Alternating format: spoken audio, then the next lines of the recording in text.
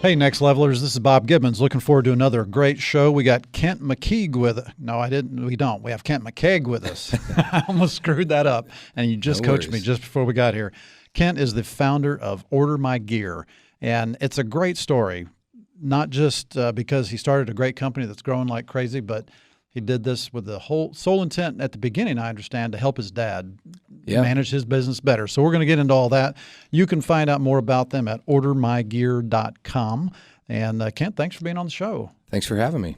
So, what in the world does Order My Gear do? What kind of gear are you ordering? Well, we solve the problem if you have kids or have been a part of a team where somebody's got to collect order forms and money because you're ordering that apparel or those uniforms, practice gear, whatever. You're ordering that as a group, so you all got to pay individually, but you're going to turn that order in, an order as one order. Right. We solve that problem. So our technology, my dad, I grew up with him selling sporting goods all across northwest Oklahoma. So he drove a van around full of samples and catalogs and called on coaches, athletic directors, that kind of thing. And generally, he never wanted to mess with a group order that was paid for individually. He just wanted to get a PO from the school. Right. So he'd spend way more time on a $3,000 order collecting order forms and checks and cash from parents than he would on a $15,000 order where the school's buying Nike uniforms. And so generally, he avoided that. That group order paid individually. Occasionally, he would have to do it. And one day I saw him, he sold to Ponca City High School baseball, sold $13,000 and had a stack of spreadsheets 4 inches thick with checks and cash stapled to it and credit card numbers written across the top. And he types with his pointer fingers and he's going to tally it up for a day and put it in Excel. And it's like, man, there's got to be a better way. So really we started as a side business. I thought, man, if you could put those products online in a store that's open for a week and a half, 2 weeks, collect that order data, collect that money, at least it'd save him some time as far as tallying and that kind of thing. Yeah. And so that's kind of how we got going. Interesting. So you're just watching Dad being inefficient, as dads sometimes are going to be, as I am a dad now, so I definitely know what that's like. So was your dad an independent contractor? Is this his own deal? No, so he worked for what we call a team dealer, which is basically a distributor that is selling Nike, Under Armour, Adidas, and then a lot of trade brands, equipment, football helmets, that type of thing. So the way the team business at the time was organized, Nike, Under Armour, those companies, their team division it's a separate division. And so it's marketing for them. And so they don't have the resources to go put some sales rep, nor do they want to, a sales rep in Enid, Oklahoma. So my dad worked for a distributor, covered that territory. Gotcha. And go out, sell everything from a pole vaulting pit, football helmets to T-shirts. Anything a team or school would buy. Amazing. It's a funny little world. No kidding. And so was he like on the road constantly, overnight? Yep. Not always overnight. He had a few seasons where you go out to the Panhandle of Oklahoma or whatever. He'd spend a few nights. But he was always on the road, always calling on coaches. He covered about 88 schools back in the day. Met with coaches inside those schools, met with athletic directors. It was a great gig for your dad to have growing up because you had about any ball you wanted and, access to some cool sports stuff. But yeah, that was kind of his life and a lot of paperwork, a lot of paper, 3-color PO pads. Even when I started in 2008, most of the dealers in the country were using a DOS-based accounting system. And people listening don't even know what DOS is anymore. You had, a clipboard on the back of the warehouse wall or door. That was their inventory management system in a lot of ways. And so a lot of these team dealers, they lost the battle years ago to the big box, retail sporting goods. Mm-hmm. So most of what they did, 80-90% of their business was team business. So some group, some school, some team is ordering, whether it's uniforms, warm-ups, even equipment, they're ordering, and that was where, that was what my dad did. So did the big box sporting goods stores like Dick's and at that time Sports Authority, et cetera, Academy, do they have team divisions that are trying to horn in on that business too? They've always tried. The team business, if you and I had $10 million and we felt like we knew every coach in Dallas and Houston, the last thing we'd do with our $10 million is go start a team sporting good business because it's just a lot of work. And, a lot of these companies, it's evolved a little bit over the years, but a lot of these companies are mom and pop businesses. They're local to fairly regional. Their grandpa started it, and it's all they know. And there's a huge demand. Kids and parents buy a lot of stuff, but it's just a lot of work. So from decoration to fulfillment to returns, it's just a lot of work. And so a lot of the big box retailers, when they have dipped their toe in the team business, they realize the margins are lower than they're getting in retail. They know retail, and it's just a lot more work. And so they've started getting in it more and more, but really just to get people back into the store. Gotcha. So it's a complicated industry, and there's definitely been things that have evolved in the last 10 years, but for the most part, they're focused on retail, not that 1-to-1 transaction, not the 1 to 10 or 15 or 20. Yeah, I was in one of the big box stores a couple of weeks ago looking for a very specific item that you needed the next day. Well, I didn't have to have it, but I wanted it. Yeah. It's one of those, and so I asked one of the salespeople where it was, and he said, "Oh, it's in team sports." And so I went and found team sports, and it was it was 2 aisles. Yeah, that's all it was 2 aisles, and I thought, wow, there's a lot of team sports. Yeah, I mean, there's baseball, football, hockey, lacrosse. I mean, on, and they only had 2 aisles. Yeah. And I thought, wow, that's not a lot. And even that model, which is a end user purchase experience, most of the team stuff, there's a decision maker, coach or team mom or someone that is buying on behalf of that team. Mm-hmm. So in general, it's not a retail experience. And whether even my 7-year-old who played on a basketball team, taking a check to the coach and the coach is ordering uniforms, and usually when you look at teams or even companies or events, races, that type of thing, it's generally somebody's taking the ball and saying, okay, here's what we're going to do as a group. And then either they're collecting money through registration or specifically for that uniform and trying to organize it, which generally is not the best, and it's most a efficient way to do it. volunteer, probably. Yeah, and what a hassle. Yeah, I would never want to be that person. Yeah, having to collect all this. I mean, I don't even want to be the person that has to divvy up the check after dinner. Oh yeah, Especially if I'm with a bunch of women, because they get it down to the penny. Yeah, guys, it gets painful. Guys don't do that. So, did you go on calls with your dad when you were growing up? So yeah, I grew up, going. I would always go, and he would point me to the gym, and I would, shoot baskets while he was calling on coaches. Okay. But did a little bit of. It was always up at the store. It's like I said, it's a fun job for your dad to have growing up, and we went to games, so his customers would make the playoffs, and we were going to basketball games, football games, baseball tournaments, and he was supporting his customers, and I was around sports. So, but you didn't sit in on the meetings where he was negotiating and doing the selling. And no, all that? I mean, I did, not having a clue what was really going on. A lot of that, it's a big relationships are a high value, and so my dad coached high school basketball.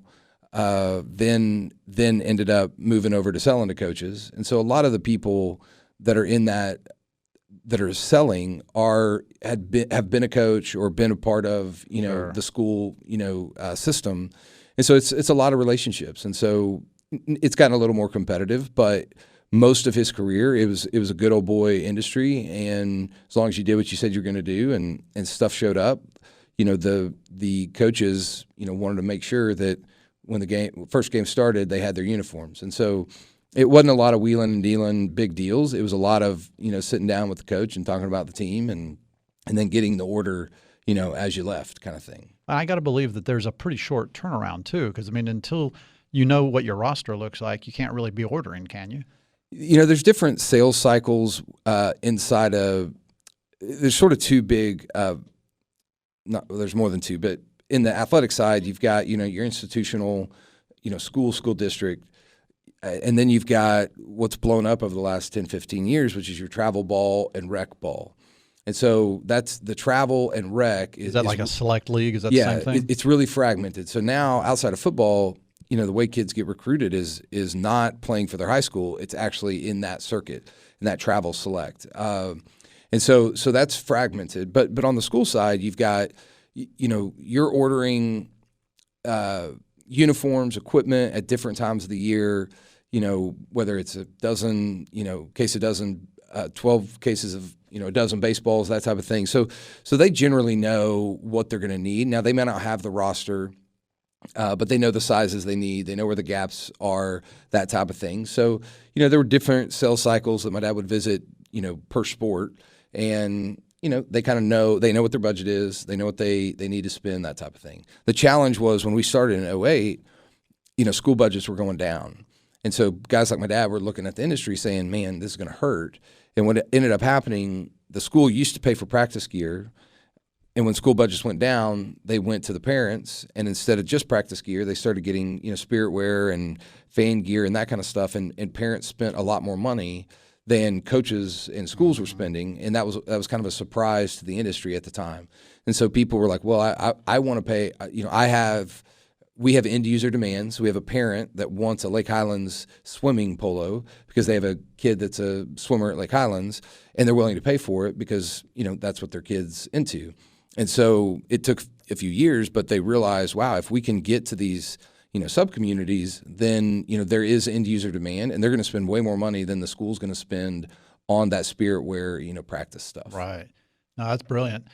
So did you go to college thinking you were going to be in that business? Not at all. I told my dad for years, and I'm embarrassed to say it, but I thought, he's like, do you want my territory? Do you want my territory? I was like, no, you work too hard, and I don't, I don't want to sell sporting goods. And so I went to college, I got a marketing degree, and then for about 8 years did youth work. So worked with a nonprofit, kind of parachurch ministry, and then found myself in Dallas and was working for a media company and learning a bunch of stuff and thought, man, Dad, every coach in the state, we should figure out something to do when you retire. So we'll talk about that more after the break. All right.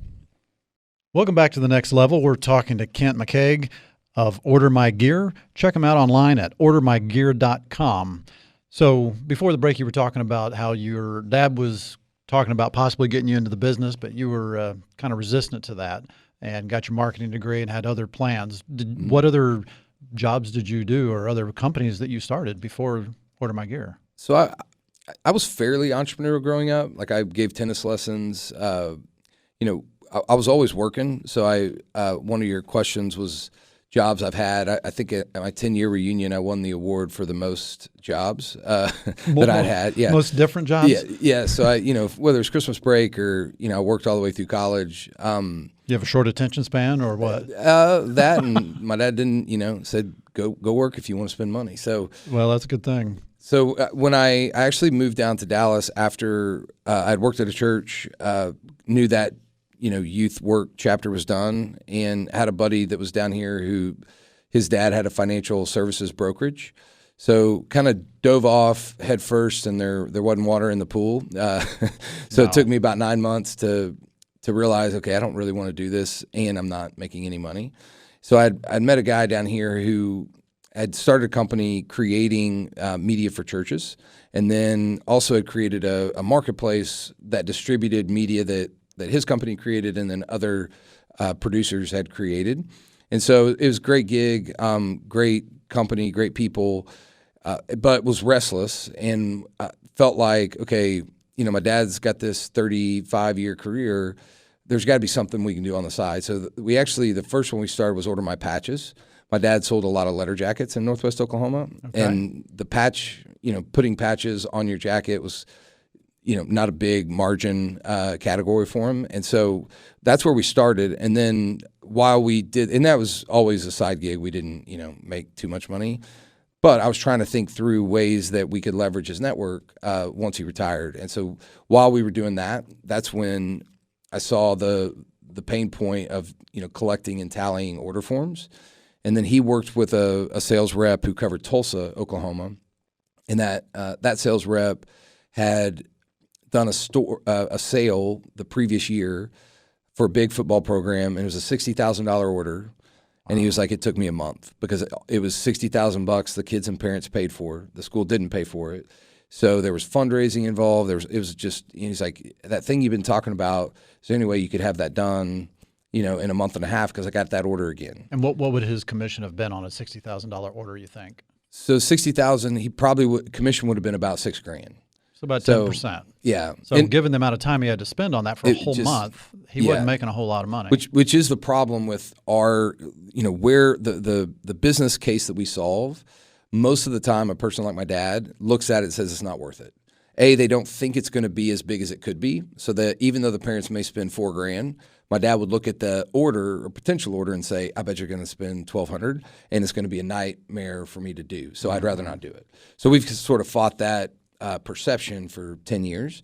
But yeah, for him, this is a big client that was spending, or big, program that was spending probably $200,000 a year in, football helmets and uniforms and all that stuff. So it sort of was this necessary evil. I've got to make these parents happy, because if the parents aren't happy, the coach is not going to be happy. Of course not. So that I can get that other business, and I'll go through the pain, in this low margin or high hassle segment to get that other business. Okay.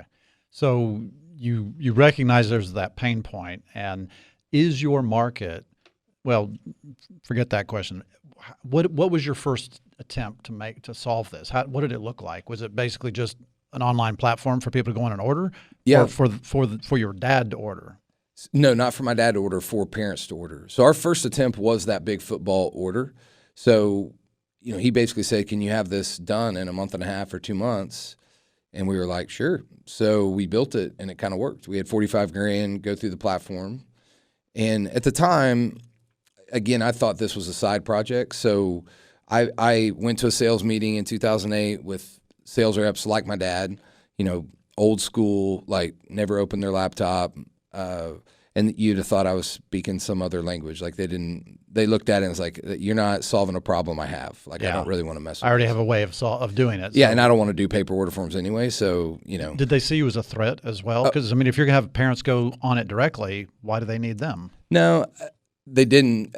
Initially what happened is my dad and that one other sales rep used our platform, early mid 2008, and then we got connected to a buying group at the end of 2008, and that's when I thought, okay, wait, this could be a good opportunity. And so that buying group was my dad was actually he worked for a company that was in a competing buying group, but the guy that had done the football order left the company my dad worked for and moved to a competitor, and so. Good for you. It was very good for me. So they were looking for a platform similar to what we built, and he attended that trade show, I think his second or third day on the job at the new company, and said, well, this is what I've been using. And so he called me at 1 o'clock on a Thursday, said, man, have I been working for you? And I was like, oh, thanks, man. He goes, no, I'm serious. I just did a presentation yesterday, did the same presentation today. Both rooms were full. Can you be here in the morning? And he was in Chattanooga, Tennessee. Oh, wow. So I was like, yep. And so I, 12-hour drive. I it was 1 o'clock here. I booked 3 flights, canceled 2, and 5 o'clock I was at DFW, heading to Tennessee. And so, and I think I got a hold of my wife about 3:30. So it was, but showed up, and it was one of those big breaks where we had a small group of customers within that buying group that were willing to give us a shot. So we sort of, go to a meeting, go talk to our developer, and say, hey, can we do this? Can we do that? And then go back to a meeting, so it's back and forth. And we switched some stuff up in the month of November, and then December is when we started with that group. So you mentioned developer. So you had a marketing degree. So I assume you weren't a coder. No. So my co-founder, he and I started with the Order My Patches, and he was a junior in high school at the time. So he had been coding for a while, and so you'd already graduated from college? Yeah, I was. And he was a junior in high school. Yes. So how did you know him? So we a mutual friend. I was actually leading a small group Bible study, and there was a kid in that study that was pegged as the computer nerd. Mm-hmm. So I kept talking to him, and finally he was like, "Dude, I only know Photoshop.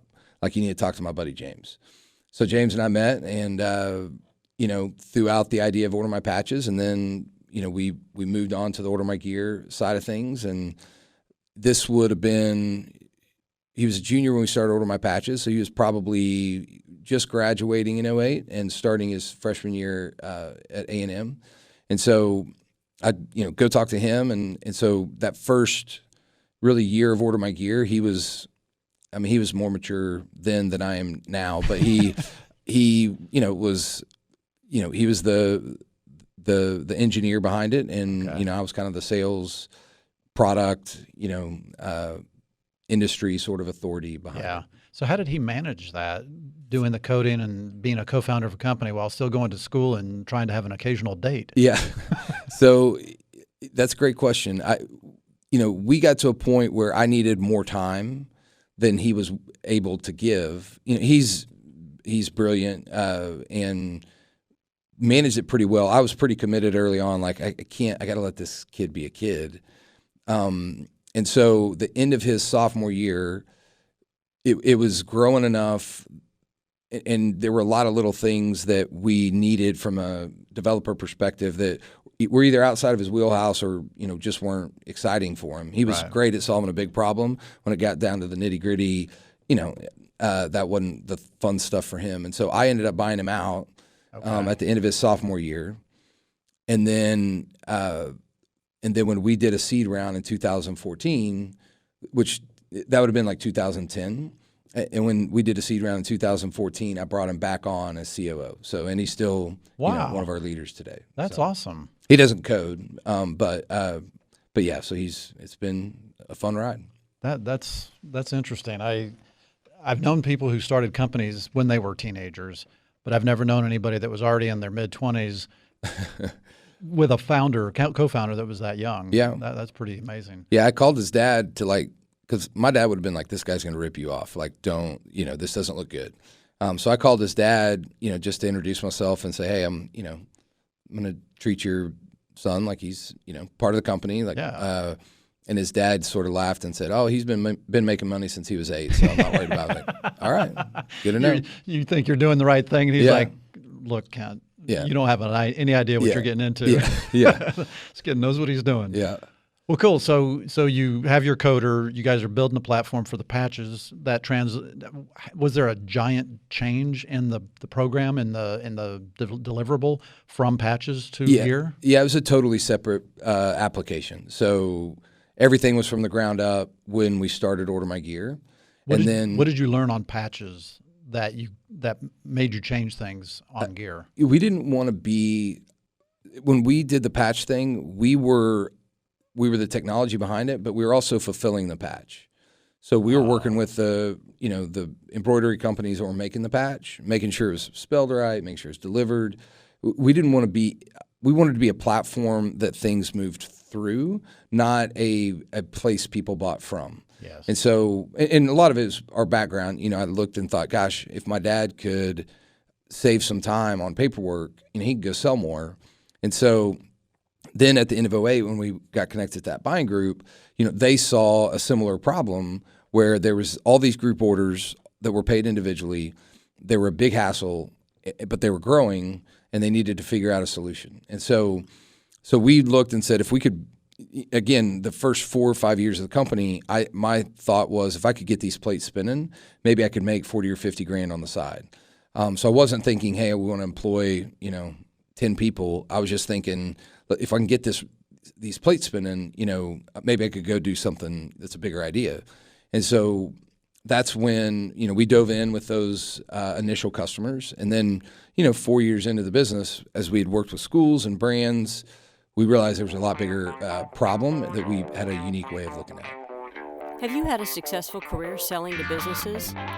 Maybe tired of having your income limited by arbitrary compensation plans that penalize you for selling more. If so, you should consider tenant representation, a specialty within commercial real estate. At Riata Commercial Realty, Inc., we represent companies and nonprofits that occupy office buildings and warehouses.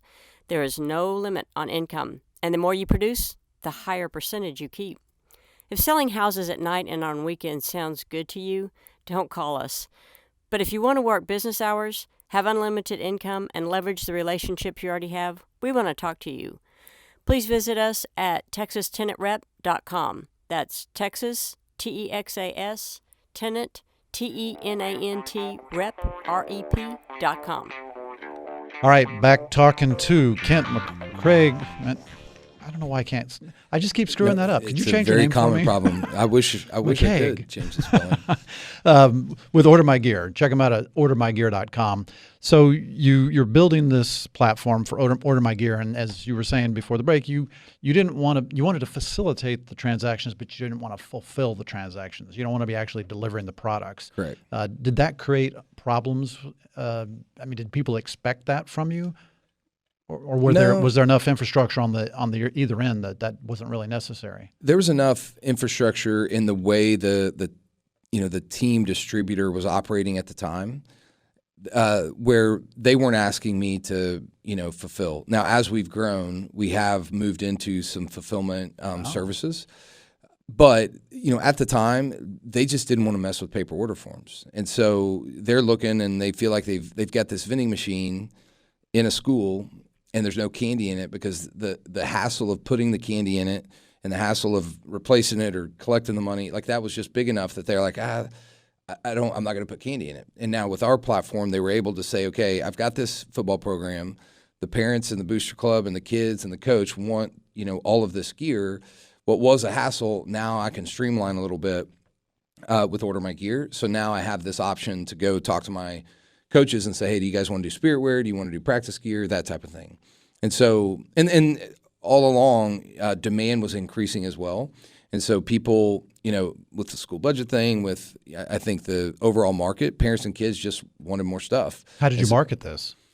So originally, the first 4 years, I said no to customers more than I said yes, because we were loyal to that initial buying group. Because I wasn't thinking I want to go have 2,000 distributors across the country. I was thinking if I can get these plates spinning, I'll have $50,000 coming in with not a lot of work. Right. And so the marketing was really, how do I help one of those distributors increase in the sales that they're doing, and more specifically, how can I help that one sales rep that's like my dad also increase? And so the first year that we did it in 2008, I was like, Dad, is this a good idea? He's like, it's good for the big city guys. I don't do it.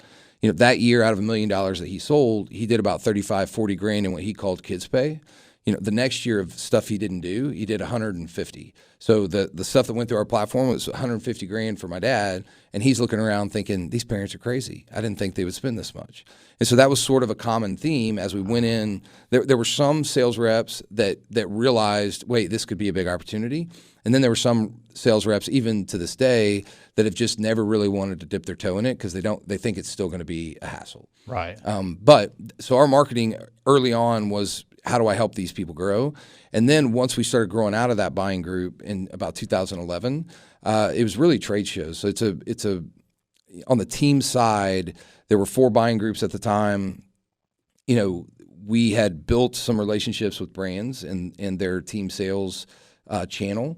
And so, I just showed up at everything. So going to, trade shows where people are booking, brands would, take us to dealers because brands are, Adidas is trying to figure out, how do I get Ryan McKeaigg, my dad, to sell Adidas, not Nike?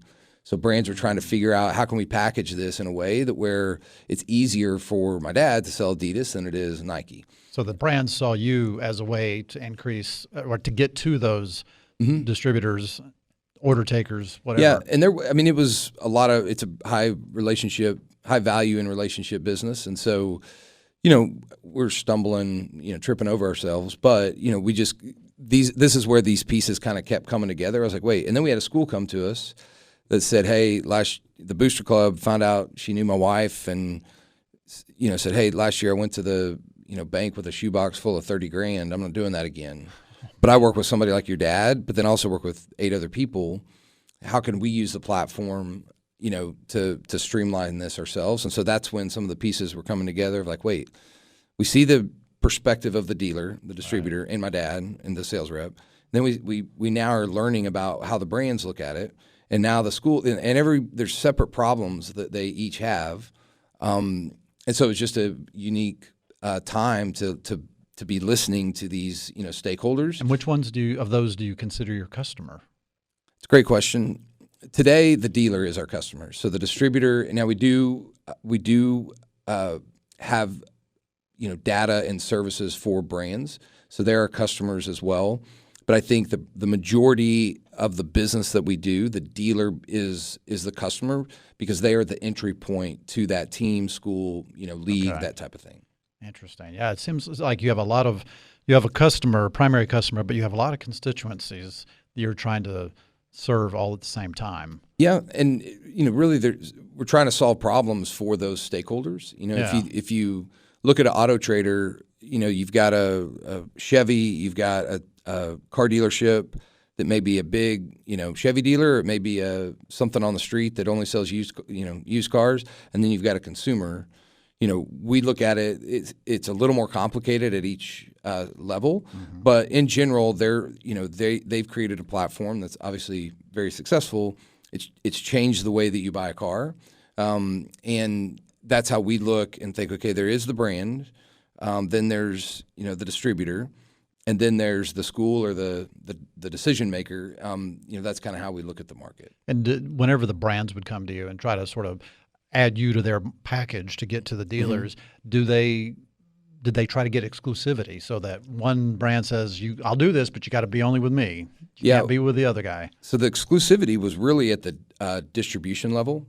So early on, the way Under Armour and Adidas, those companies operate, Under Armour wasn't looking for more distribution in Oklahoma. There were 3 companies. They stayed out of each other's hair, and they weren't looking for more distribution. So the value prop that a team dealer in Oklahoma had was that we can sell you Nike custom uniforms, or we can sell you Under Armour custom. And so there was this unreasonable expectation on the behalf of the dealer that if they could use our technology, no one else around them should be able to use it. So I couldn't bite the hand that fed me early on. So we slowly navigated out of that. And my argument made sense because I was like, well, we're technology. Like, it's inevitable. Everyone will have this at some point. It's not inevitable that the guy across the street from you is going to sell Under Armour custom uniforms. And they said that it totally makes sense, but you're a competitive advantage today. And so I had those first 4 years sort of navigate, how we grow. And so that's where the exclusivity, demand existed. By the time brands were sort of involved, they knew that we were moving to this place of, we want to be Switzerland, and it's how you use the tool, not whether you have the tool. Yeah. And so it took some time and a lot of stress at times and hard conversations, but, had a dealer tell me if I opened with that guy, he'd just want to punch me in the face. I was like, well, oh my, I get it. I mean, he was joking kind of, but, and I still have a good relationship, but it was like, man, you've had this, such an impact on our business. If somebody else had this tool, it's going to hurt. And so, that just took time. It's not what you do, but it's kind of how you do it and when you do it. And I feel like we were able to navigate out of that chapter the right way that set us up for success down the road. So right now, you guys have grown quite a lot. And you have, how many employees are in the company now? 97, I think. 97 employees. That's pretty incredible. And you said 08, so you're really only, 10 years old? Yeah, we did a seed round at the beginning of 14, and so at the end of 13, we had 5 employees. Wow. And so it's been, it's weird to say it because I feel like we've added 3 here, 4 here. Like, it's not like we brought in a class of 20. Right. So it's just weird to look back and say, gosh, we're almost at 100. But it's just been little moves here and there, and it's kind of bizarre. So seed round you raised from venture or from angel? From angels here in town. So we did an incubator program called at the time it was called Venture Spur. Now it's called RevTech. Okay. So we did that at the end of 13, and then there were some angels that we got connected to at the beginning of 14, and did a $560,000 round then, and then we did an institutional round last February. When you say institutional, that's private equity? Yeah. Okay. So when you do the first round, you're probably not having to give up too much of the company, but an institutional round, that sounds like you're giving up a lot of the company. I actually gave up more of the company in the seed round. Really? Yeah. Okay. But I mean, you don't know what you don't know, and in 2013 we had $700,000 in revenue and 18 million or so going through the platform, and all of the ideas or all the things we're doing today were ideas and things in my head to a certain extent back then. But you there's different stages you sort of need that outside validation. And so, the guy that sort of led the seed round, like I felt like he got it. And not a lot of seed investors at the time got it. So they'd look and think, this doesn't make sense. It's a complicated business. It doesn't make sense. They're just gambling. Yeah.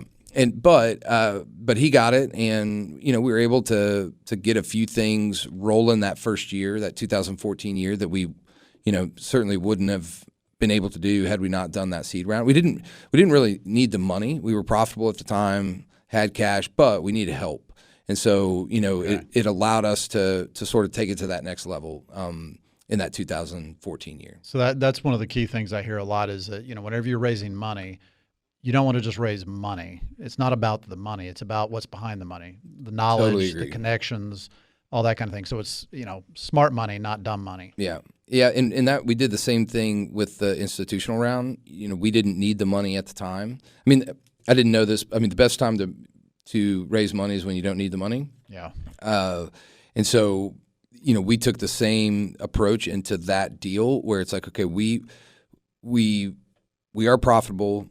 Our EBITDA is moving up, but we feel like we need help, and so, the from 14 to 17 when we closed the deal, 18, but 17 is when we started working on the deal. The burden of what was possible, sort of that weight continued to grow. So everything that was in my head in 2013, now I had actual evidence that there was an opportunity there, and we also felt like, man, the burden is increasing, which had made me get to a place where it's like, well, gosh, if we don't go for it, I'm going to regret it. And we, tried to move forward and do a deal where we got some help. Okay, we're going to take our one last break. Be right back after these messages.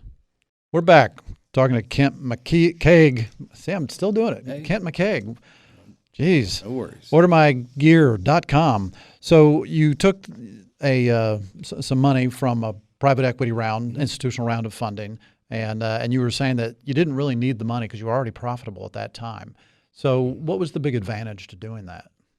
I think we felt like the opportunity's big. We're barely scraping the surface, and we were pursued. And I didn't know how to play the game. My naive approach ended up working out. But I think that we got to know a firm and trusted them. We felt like they would be helpful in taking us to the next level. And so we ended up getting a term sheet way sooner than we thought. We were going to start a process, and they kind of jumped the gun. And they were the firm that I'd spent the most time with, and we felt like this is going to be a good fit. And how did they know about you? We had won a few awards and got on a few lists, and at the time it would have been like end of 16, 17. There were a lot of private equity companies looking in Dallas and felt like they wanted a company who was bootstrapped, kind of at that $10 million revenue mark, and knew how to make money, was profitable, and so. They're reaching out, learning a little bit about the business, and I would take the call, spend 30 minutes, and then they would be even more confused about the business. But they would look at the numbers and be like, okay, something's here. And so then it would turn into, hey, we're going to be in Dallas. Hey, we would love to stop by. And so without realizing it, I had spending a lot of time talking with these with private equity. And so, but the core driver was, we need a partner. Could we do it on our own? Maybe. But could we do it in the time we think we could with help? And we were like, yeah, we need a partner. And so through that process, they had mentioned they wanted to bring in a CEO, which initially was just out of the blue. I was like, oh, I think we'll walk away. That must have kind of stung. I mean, you were the CEO and the founder, and they say, we need a CEO. It's like, well, wait a minute. Yeah. That's what I do. What am I going to do? Yeah. I think they were looking around the corner a little bit further than I was. And obviously they see these kind of companies, all the time. And so I think initially I just needed to step back and think a little bit. And the more we discussed it, and again, this was 3 months after we had signed a term sheet, and so they were giving me a heads up. It wasn't like, hey, so they were doing it the right way. But we took the time to figure out like what is the best for the company. What do I like doing on a day-to-day basis? What could this person do? And again, they were looking down, what's this company going to look like when they're $30-40 million in revenue?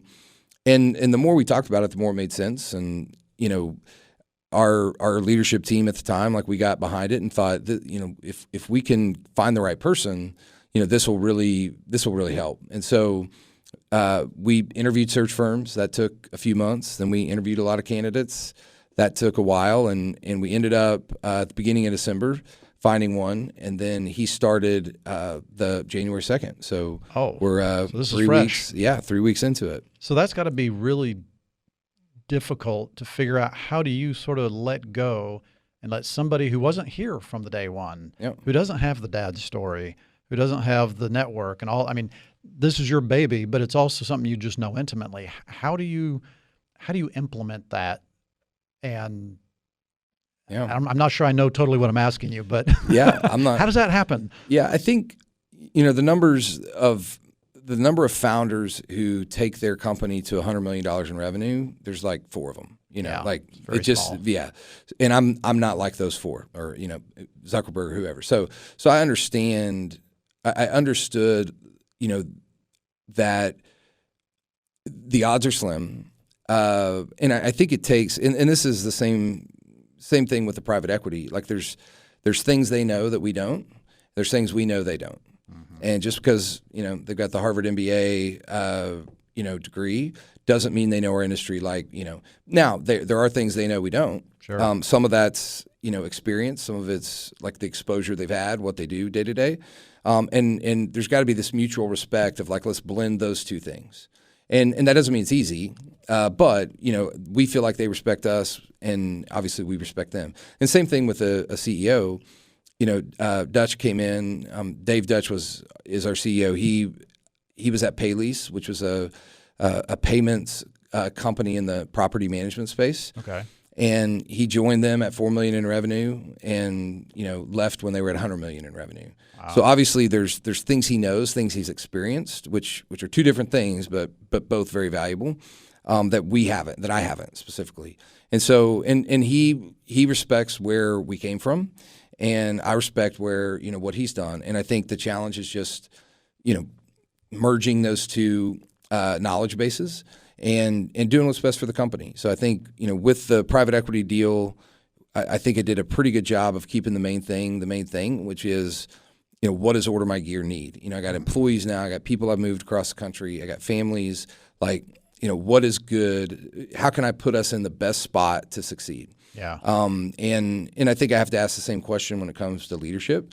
And I'm glad I'm going through this. I'm 43 now, so I'm glad I'm going through this at 43 and not 33. I might have had different drivers then, but I think at the end of the day, I really feel like we're just scraping the surface. And if I, am thinking through things in a healthy way, I want to put us in a position to, see our people succeed as we bring in new leaders, as they, but then also, put Order My Gear in a position to succeed. And so. I don't think it'll be easy. I've already been told to stay in my lane, which was a good first time. I joke. I was like, all right, we just did it. You told me. So what is your lane now? We're figuring that out. So I think there's sort of this, you got to kind of embrace the weird. And when I say weird, I mean everyone wants clarity, and when you don't have clarity, it's weird. Yeah. It's like right now, there's some things that are just weird. Now, all that means is it's not clear. And so what we're trying to do is embrace that, sit in it, and think through the right questions so that we can find that clarity. My role is part of that, but I'll probably have to sit in that weird chapter so that we can really think through, where do I need to be spending my time? What do I like? What's good for the company? That type of thing. So, and there's also a whole communication issue to customers, to employees, especially employees. Yeah. I mean, they see this new guy, and yet you're still standing there. Yeah, we've been talking about it a lot. So, and really, before we even knew who we were going to have, I was prepping our people to realize, a lot of times at our stage of company, the people who got it to the $20 million mark are not the people that are helpful getting it to 100 million. And I think we're an anomaly. I think we got people that can help us get there. Or at least not without a change in leadership to direct them. And I don't want to be the founder that's the bottleneck and pouting. I want to contribute, And so I think our people, we've been talking about it a lot. And I think, again, there's some weirdness, but it's good weird. Anything that is good started out as awkward. So whether that's relationships or whatever, there's just some awkwardness, and I think we're leaning into that in the right way. And I think we'll be, as a company and as people's careers, I think we'll be better, for it. Yeah, no, it's exciting. I'm anxious to talk to you in a year. Yeah, and say, all right, how's it going? Yeah, it's honestly been great. Like I think there's a little bit of a relief, and now we've got some new blood and some new perspectives. Sometimes new people can come in and see something that you haven't been seeing. Yeah, and I feel like our leaders are meshing. I think it's going to go great. It doesn't mean it's going to be easy. Like, I'm not naive. Sure. It will be difficult, but I think we're the type of people that can navigate through that difficult season. And relationships have always been important from day one we started it. I'm a pretty relational guy, and so conflict resolution, those type of things, like, we're going to spend a lot of time on that and making sure, we maintain that healthy relationship and don't ignore when trust is broken and frustrations, those type of things. So you've built this platform. It's going great. It's blowing up. Things are going really well for the company. Are there other applications outside the team sports arena that this would logically be used for as well? Yeah, we're growing in the corporate apparel market, and the more we learn, the more fragmented group apparel sales is. And so whether it's an event, a family reunion, there's just a ton of people buying apparel that are a part of a group. Mm-hmm. And so we feel like we're barely scratching the surface. We've looked at other areas where there is a group order paid individual, like, that's how they do it. Right now we feel like there's so much growth opportunity in the apparel side. And really it's any group, not just team, but like any sub-community. And so that's where we're focused. I think there'll be new opportunities down the road. But there's just a lot of people buying T-shirts and sweatshirts and that type of thing. Oh yeah. Well, and you go anywhere, everybody's got branded stuff, right? Yeah. You go to any vacation spot, but the trick is, are they buying as a group or not? It seems like that's the key. And generally the market, the groups that we target are your smaller groups. So like, we're not targeting the University of Texas because they're a big enough group. You can put a bunch of jerseys in, the bookstore, and people are going to come in and buy it in that retail experience. Right. But a lot of the times there's groups that are underserved that, there's not enough demand to create, for someone to take an inventory position, but there still is demand there. So if you can work out logistically what what you have as options to buy, what you buy when you get it, if you can work that out, there's a lot of small groups out there that want apparel. Interesting. Well, you've got a great company going. I'm excited to see what happens in the future. I'm fascinated by what you're doing, how you got there, et cetera. So listeners, please go to ordermygear.com to learn more. And if you want to learn more about the show, go to thenextlevelshow.com or find us on podcast or YouTube at The Next Level Show. Just search that term, and we'll be back next week with another great guest. Thank you very much. Appreciate it. Bye.